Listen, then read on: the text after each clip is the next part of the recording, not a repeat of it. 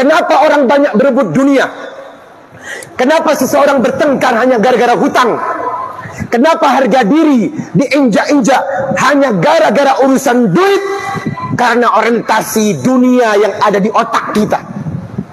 Orang rela menyakiti orang hanya gara-gara hutang, betul? Dan orang rela tidak bertegur sapa, hubungan rusak, akhir persaudaraan hanya gara-gara duit, duit. Astagfirullah, astagfirullah. Kenapa kita seperti ini, Bapak Ibu? Anda rela mencaci orang hanya gara urusan uang, dan Anda rela membuat terluka perasaan gara-gara uang. Data Telkomsel untuk handphone Anda berapa? 100.000. Kotak amal Jumat 5.500. Terima kasih. Berarti belanja cuan dunia lebih besar daripada untuk kepentingan Allah. Betul. Survei membuktikan Anda membeli pulsa 100.000 untuk sumbangan kotak amal 5.000. Najis tralala. Betul. Kenapa untuk dunia Anda rela berkorban mati-matian, Ibu? Kenapa? Untuk Allah, untuk akhirat Anda berfikir dan sangat pelit dibelanjakannya. Kenapa? Inilah faktor dunia yang telah memeras otak kita. Kita tidak sadar. Bukan rumah yang menjadi jaminan untuk akhir kematian kalian.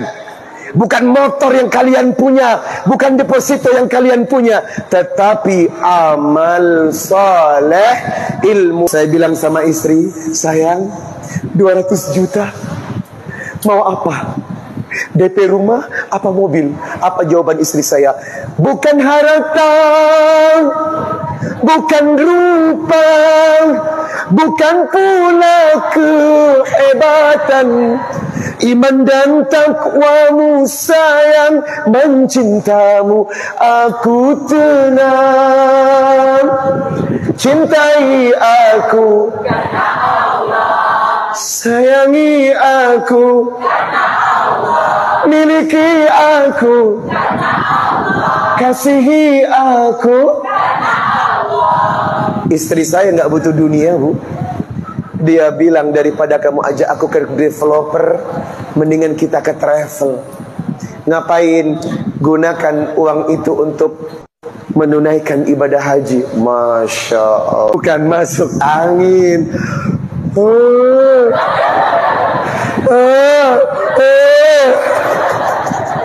Jamaah, demi Allah, Pak. Bapak baca surat Ali Imran 96. Inna awwala baiti wudi'a linnas lalladzi bi Bakkah mubaraka wa hudan lil alamin. Siapa yang pergi ke Mekah dan dia berdoa di Mekah, menyampaikan hajatnya ke Ka'bah, sepulang dari Ka'bah rezeki dan doanya pasti berkah. Dan pulang dari haji, istri saya berbadan 2. Dan segala syukur saya panjatkan kepada Allah, putri bersama saya lahir dengan nama Zulaika Nisaul Jannah Makkatul Mubarakah. Emang panjang karena buatan Mekah. Jamaah, pertama di Mekah. Istri sedih, Bu. Kenapa sedih? Kapan ibu pergi? Tak tahu juga. Malam kedua sedih lagi, dan dia bertanya, ibu masih di sini? Malam ketiga obrolan kami terdengar oleh ibu. Malam keempat, besok paginya baju masuk ke dalam koper ibu saya, dan dia tenteng, mana Bu? Ngungsi. Saya tanya, kenapa ngungsi? Kenapa? Saya dengar obrolan kalian. Emang kenapa? Kamu bikin dedek kan? Oh my God. Terima kasih ya Rob, terima kasih. Akhirnya setelah wukuf di Arafah, haji selesai, tinggal di Madinah, hari keempat istri muntah. Kita berdoa ya Bang. Kenapa? Aku ingin apa? Apa? Kamu ingin hamil. Kenapa? Tetangga pada Kenapa? Sudah 4 bulan kok belum hamil? Sabar sayang. Apalagi katanya, dia bilang gini, kamu belum hamil, jangan-jangan suamimu kurang tokcer. Astagfirullah, sakitnya ya Allah. Kubuktikan kau. Dia nggak tahu apa usaha saya siang malam siang subuh. Kami sudah berusaha Pak, tapi hamil belum juga datang. Akhirnya istri berkomitmen, kita bikin anak di Mekah. Oke deh. Allah Karim, kabulkan ya Rabb, agar kami bisa punya keturunan. Diumumkanlah waktu pertama menikah dengan istri tahun 2014. Masya Allah, habis menikah pusing 7 keliling. Karena apa? Pernikahan semua melalui hutang. Niatnya bayar pakai amplop undangan, ternyata tekor. Biaya pernikahan 600 juta, hasil amplop 65 juta. OMG hello. Padahal perasaan banyak yang datang loh. Ternyata ketika amplop dibuka, banyak yang syukran alias kosong. Sungguh teganya dirimu, teganya. Tapi nggak apa-apa lah, lunas juga hutang saya. 4 bulan kemudian rezeki datang, jadi bintang iklan. Wajah hitam jadi putih. Ya Allah, putih banget. Kenapa? Filter. Ya enggak? Pas lihat aslinya, aduh ada hello. Jamaah, untuk kurban 1 ekor kambing menjelang Idul Adha, Anda keberatan. Betul? Yang lebih parah lagi, sudah tidak berkurban, sibuk cari kupon kurban. Kelakuan siapa ya? Siapa ya? Astagfirullahaladzim. Jamaah, dunia banyak membuat kita buta tentang tujuan. Makanya ayo, belanja akhirat harus lebih dominan daripada belanja dunia. Mencintai ini boleh. Sekarang apa yang gak dibeli dengan ini? Apa yang gak dibeli dengan ini? Semua dengan ini. Tetapi Umar bin Khattab berkata, jangan pernah kau letakkan harta di hatimu. Halo. Coba lihat. Kalau ibu letakkan harta di sini, begitu harta ini habis, Anda mati berdiri. Betul? Begitu harta ini habis, Anda depresi dan seperti orang gila. Tetapi letakkan harta di tanganmu, dan ketika harta itu habis,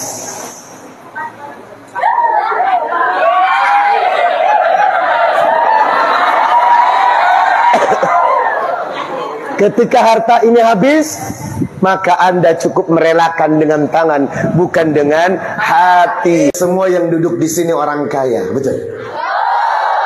Saya yakin ada di antara ibu yang punya hutang.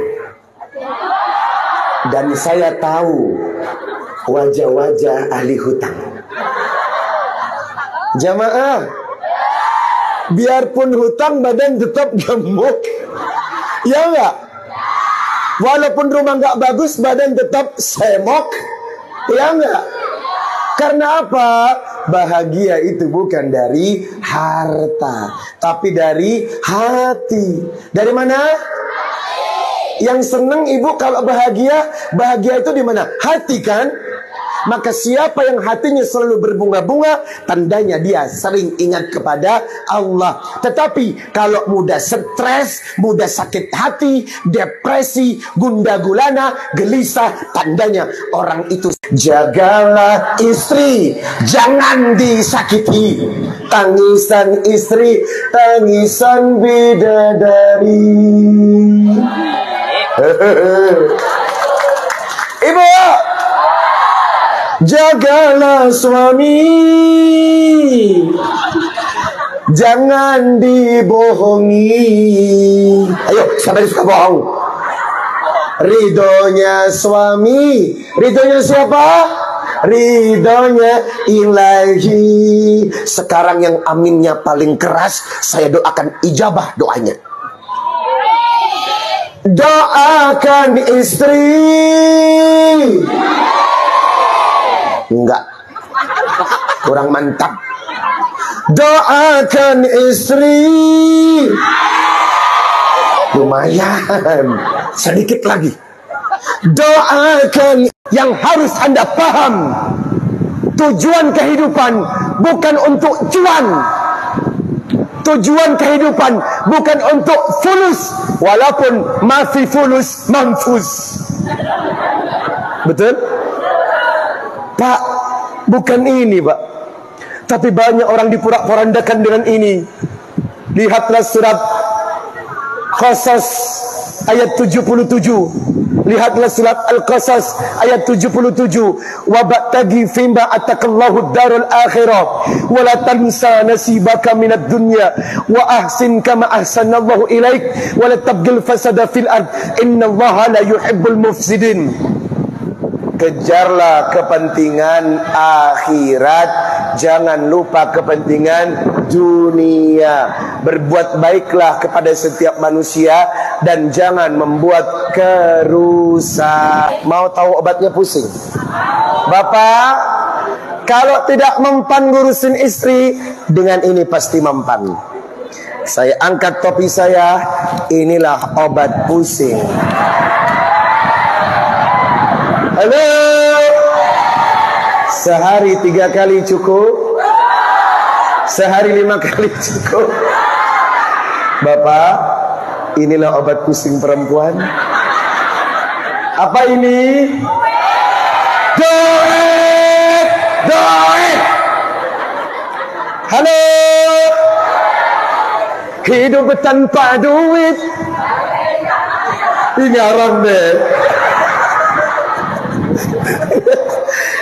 Jamaah, inilah yang banyak membuat manusia khilaf melakukan segala cara untuk tujuan, Pak. Nikahkan bujangan-bujangan yang masih sendiri. Nikahkan orang-orang yang masih sendiri.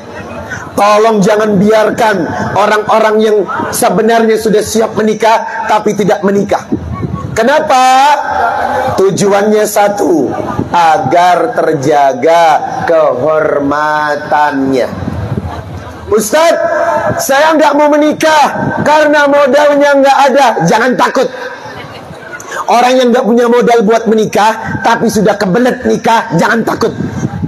Sekali lagi, yang sudah pengen menikah, sudah kebelet banget sampai di ubun-ubun, tapi duitnya nggak ada, jangan takut. Janji Allah, iyakunu fuqara yughnihumullahu min fadli. Kalau kalian menikah, setelah menikah Allah akan membuat kalian menjadi kaya. Tergolong SSSI, suami setia satu istri. Dan tidak mau tergolong SSTI, suami takut istri. OMG, Allah. Ada satu ibadah yang sifatnya ghairu makhdah. Salat, puasa, zakat, umrah, naik haji, sedekah, itu ibadah, tapi sifatnya makhdah. Tetapi banyak orang yang tidak sadar, di luar ibadah yang makhdah disebut ghairu makhdah. Sehingga banyak orang yang tidak berhati-hati dalam menjalaninya. Ibadah apakah yang disebut ghairu makhdah? Yakni pernikahan. Saya doakan semoga rumah tangga kita sakinah, mawaddah, warahmah. Amin. Yang semangat saya doakan, yang cari jodoh segera dapat jodoh. Yang semangat saya doakan, uang belanjanya ditambah. Yang semangat saya doakan, yang duduk di sini tahun depan ke Baitullah. Jamaah, Gitu dong, keren kan? Coba sekali lagi. Jamaah. Oh jamaah. Alhamdulillah. Nikahkan bujangan-bujangan yang masih sendiri. Nikahkan orang-orang yang masih sendiri. Tolong jangan biarkan orang-orang yang sebenarnya sudah siap menikah tapi tidak menikah. Kenapa? Tujuannya satu, agar terjaga kehormatannya. Ustadz, saya nggak mau menikah karena modalnya nggak ada. Jangan takut. Orang yang nggak punya modal buat menikah tapi sudah kebelet nikah, jangan takut. Sekali lagi, yang sudah pengen menikah, sudah kebelet banget sampai di ubun-ubun, tapi duitnya nggak ada, jangan takut. Janji Allah, iyakunu fuqara yughnihumullahu min fadli. Kalau kalian menikah, setelah menikah Allah akan membuat kalian menjadi kaya. Tiga kategori hamba Allah yang akan mendapatkan rahmatnya Allah. Ulaika yarjuna rahmatallah. Mari kita lihat surat Al-Baqarah 216.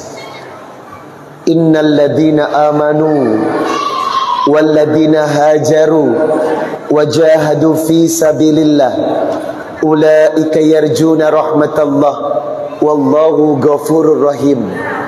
Orang-orang yang beriman, orang-orang yang berhijrah, orang-orang yang berjihad di jalan Allah, ulaika yarjuna rahmatallah, maka mereka akan mendapatkan rahmatnya Allah.